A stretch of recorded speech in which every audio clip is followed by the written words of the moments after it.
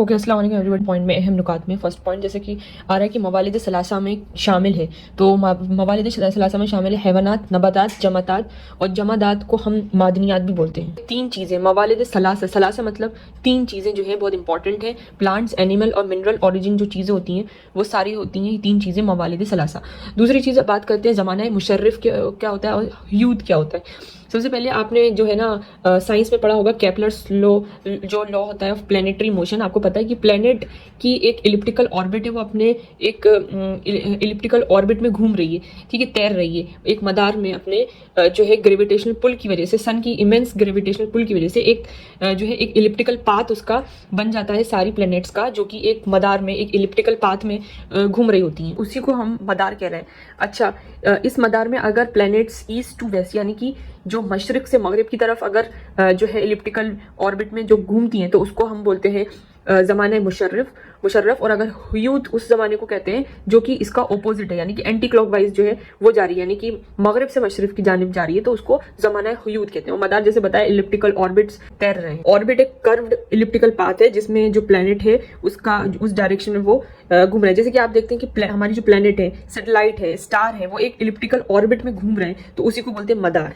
अब जो बुर्ज होता है वो क्या है, तो बुर्ज आपको पता है कि जो ज़ोडिएक साइन होते हैं, जो नक्षत्र हम जिसको बोलते हैं, राशियाँ जिसको बोलते हैं, तो पहले क्या होता था कि ये जो चीज़ें हैं, तो ये 12 राशियाँ जो मानते थे, तो वो क्या है कि इंसान के टेम्परामेंट को और हेल्थ को ये जो अफेक्ट करती है, तो उससे ये पहले के लोग क्या करते थे कि सारी चीज़ों को देखते थे कि कब ये बॉर्न कब हुआ, कब किस राशि में हुआ, तो कैसा टेम्परामेंट होगा, तो ये सारे डिसीज़ का भी उससे अंदाज़ा लगा देते। तो ये हो सकता है इसको कि ये इस राशि में पैदा हुआ है, तो ये 12 हिस्सों में तकसीम किया गया और हर हिस्से को बुर्ज कहते हैं। ये तो हो गई एस्ट्रोलॉजी हमारी पूरी। अब हमारी आती एस्ट्रोनॉमी की बात हम बात करते हैं कि जो बुस्तानी होता है, जब कोई चीज़ को हम कल्टीवेट करते हैं, अगर वो चीज़ उग रही है तो इट इज़ सड़क, उसको सड़क बोलते हैं या फिर बुस्तानी भी बोलते हैं। और अगर कोई एक्स्ट्रा में आ गई हो, कोई चीज़ जो हमने बोई भी नहीं है, उसकी एक्स्ट्रा में कोई चीज़ आ गई, तो उसको हम सहराई या फिर अडक कहते हैं।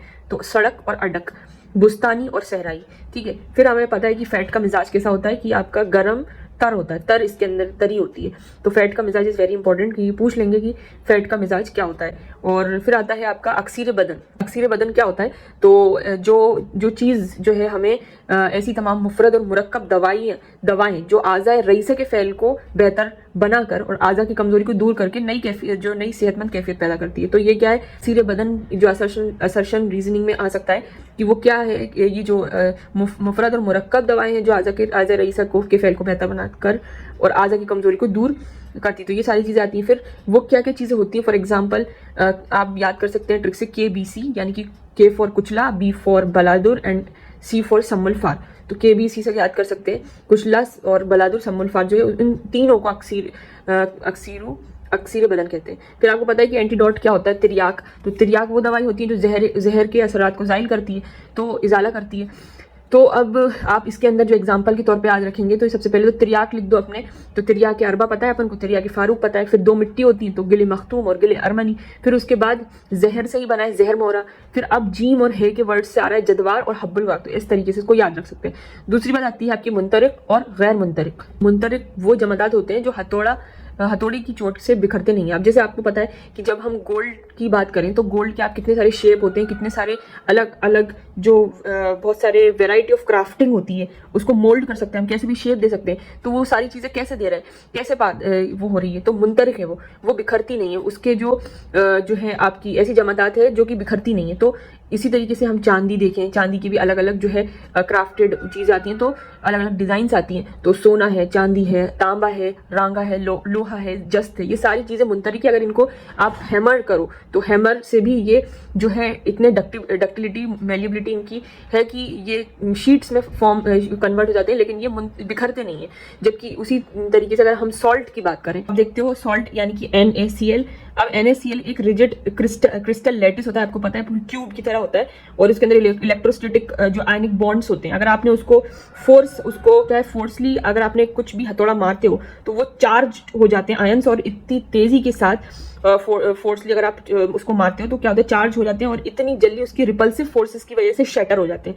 तो इसकी वजह से इसमें लिखा है कि बिखर जाते हैं। तो यही होता है आपके सारे नमक के साथ, चाहे वो आपका नमक नौशादर हो, चाहे वो आपकी जो भी क्रिस्टल फॉर्म में है, करी हो, गंधक हो, हड़ताल हो, पारा हो, ये सारे बिखर जाते हैं, ठीक है, शटर हो जाते हैं। फिर जो ये जो होते हैं सॉल्ट जो होते हैं नमकियात, वो हाबिस और काबिस होते हैं, ठीक है। हाबिस होते हैं कोई भी चीज़ को रोकना, और काबिज होते हैं कॉन्स्ट्रिक्शन वाली प्रॉपर्टीज के अंदर होती है, तो हाबिस और काबिस। और उसके बाद बात करें पत्थरों की, स्टोन्स की, तो याद रखें सारे जितने भी पत्थर होते हैं, आपको पता है ड्राईनेस भी होती है उसके अंदर और सर्द भी होते हैं, लेकिन कुछ पत्थर ऐसे भी होते हैं जो ये प्रॉपर्टी शो नहीं करते। तो कुछ है जैसे कि आपके हजरे अरमनी, हजरे यहूद, लाजवर्द मकजूल और संगे सरमाई, तो ये चीज़ हो गई इसके अंदर।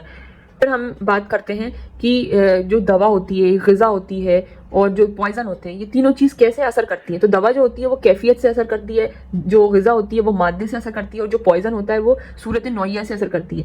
तो हर चीज़ अलग अलग एक्शन कर रही है उसका।